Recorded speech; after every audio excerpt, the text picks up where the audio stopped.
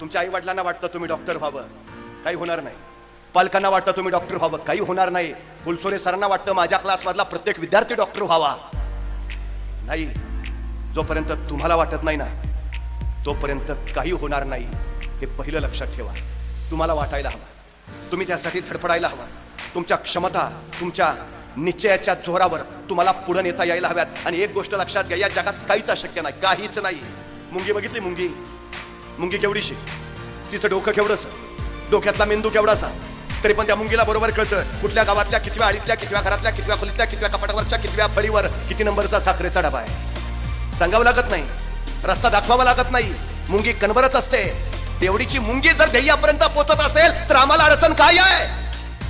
तुम्हाला माहिती आहे, मुंग्यांना डोळे नाहीत, मुंग्या आंधळ्या असतात, मुंग्यांना दृष्टी नाही, पण तरीही मुंगींची रांग चुकलेली आम्हाला दिसत नाही.